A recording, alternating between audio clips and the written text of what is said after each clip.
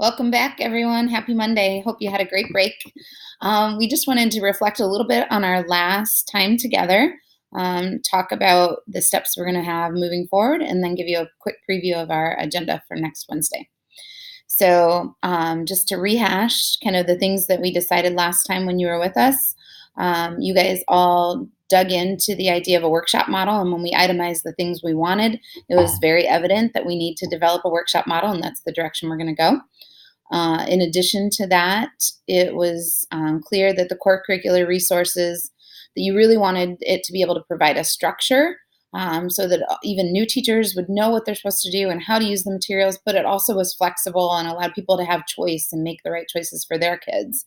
So we'll definitely make sure that we come up with something that is both structured and flexible. In addition to that, you guys all agreed that you wanted it to have some blended learning aspect, digital resources and experiences for both teachers and students.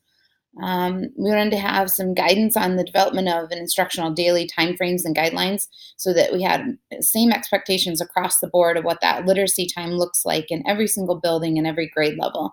So we'll definitely do that. You discussed a need for other teachers to see the core curricular resources, not just those of you who were with us on that day. So we'll provide that experience to your colleagues as well. And then ultimately, we agreed that there was a need to ensure that we're using the resources that we already have in School City of Mishawaka. We know in your buildings there are so many great resources left over from previous adoptions, from when you did guided reading, and those materials exist out there. So we don't want to neglect the fact that we have great resources at our hands already. So to piggyback off of that, moving forward, we are going to do an inventory of all our literacy curriculum resources. Those could be resources that are used for curriculum, instruction, assessment, and even professional learning, and devising a way to organize that so everyone's clear of what's available and what can be used in our workshop model. The second piece we're going to do is adopt a workshop model and look at what this approach looks like at different grade levels. What does a workshop model look like for a kindergartner? It's vastly different than a sixth grader. So as we've continued to say, we're developing a framework. So if you click on this link, you'll be taken to the draft, I emphasize draft, of the framework and in its development. So if you go down here, it'll say more specifically what we're looking for in a workshop model. We're looking for that balanced literacy, explicit skills instruction, comprehensive model, and just looking for abundance of texts that are authentic and high interest for our students, because we know the more they read, the more they learn. What we're planning to do on January is narrow it down. So I think over around a lot of feedback let us know that the three options that were the ones that we want to consider farther are HMH, Pearson, and Scholastic. So we're going to dig into those three. I agree with many of you that Fontes and Bunnell had amazing resources and strong professional learning to help with understanding the reading process, but it was not structured enough. And we could revisit and consider it in the future as additional pieces to what we are already doing. So we're going to dig in and narrow it down to two options, and then we're going to have those travel to the different schools. As they're traveling and as you're looking at them, we just want you to remember they're not the end all to be all. So looking at this curriculum as a resource, we want to use it as much as possible, but we're not going to get rid of a resource just because the handwriting part is not work, or the phonics part.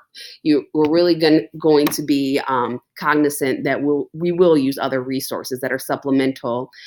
We're also going to be creating curriculum maps, looking at how our assessments aligned, our grading practices, and integration of cross-curricular subjects. So where does the STEM lesson with interactive read aloud go in our units?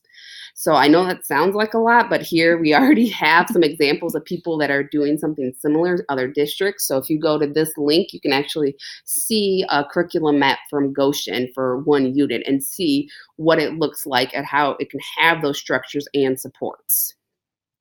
We also want to ensure that evaluation and final selection, we're going to be transparent and show you the voting and make sure that everyone knows that their voice is heard. We're also going to I know a lot of you wanted to know what's going to happen at each meeting, but we want to make sure that we're responsive to what you tell us. So if we would have planned this meeting and then had the other previous meeting without listening to what you said, our January meeting wouldn't reflect what you need. So we're really trying to be flexible and responsive to what happens at those meetings and the work, and then move from there. So, coming up on Wednesday, when you're with us again, our plan, just a quick preview of our agenda, we will definitely have some professional learning on workshop model just to make sure we're all on the same page, what we mean when we say that, and what we hope that will look like.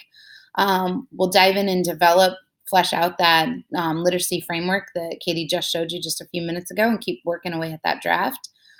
Each of the grade level spans will work to develop that workshop model for that grade level, what that will look like.